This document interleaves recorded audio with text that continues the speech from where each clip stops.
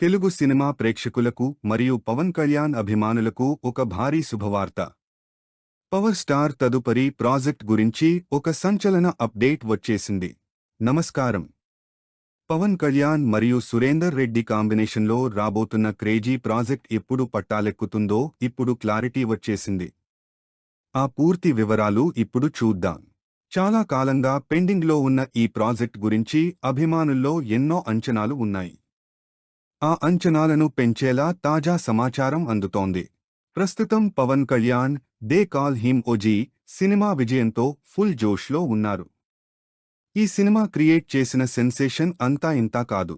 మరోవైపు హరీష్ శంకర్ దర్శకత్వంలో వస్తున్న ఉస్తాద్ భగత్ సింగ్ ప్రస్తుతం పోస్ట్ ప్రొడక్షన్ పనుల్లో వేగంగా దూసుకుపోతోంది.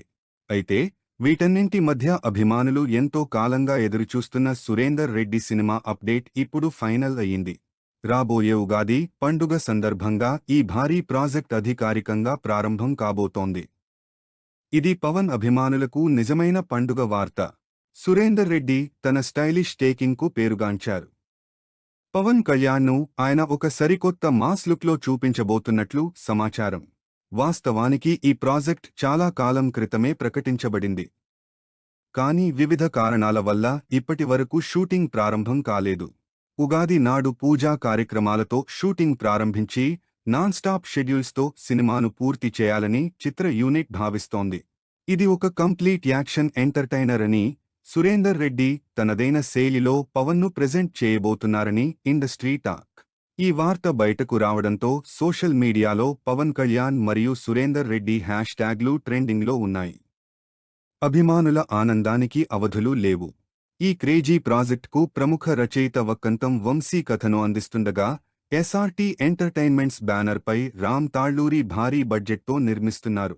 వక్కంతం వంశీ మార్క్ యాక్షన్ మరియు సురేందర్ రెడ్డి టేకింగ్ తోడైతే బాక్సాఫీస్ వద్ద రికార్డులు తిరగరాయడం ఖాయం. మరి ఉగాది నాడు రాబోయే ఆ ఫస్ట్ లుక్ లేదా గ్లింప్స్ ఎలా ఉంటుందో చూడాలి. ఈ ప్రాజెక్ట్ గురించి మరిన్ని విశేషాల కోసం మా ఛానల్ను ఫాలో అవ్వండి. ఈ వీడియో మీకు నచ్చితే లైక్ చేయండి, షేర్ చేయండి. మరిన్ని టాలీవుడ్ అప్డేట్స్ కోసం సబ్స్క్రైబ్ చేయడం మర్చిపోకండి. జై హింద్.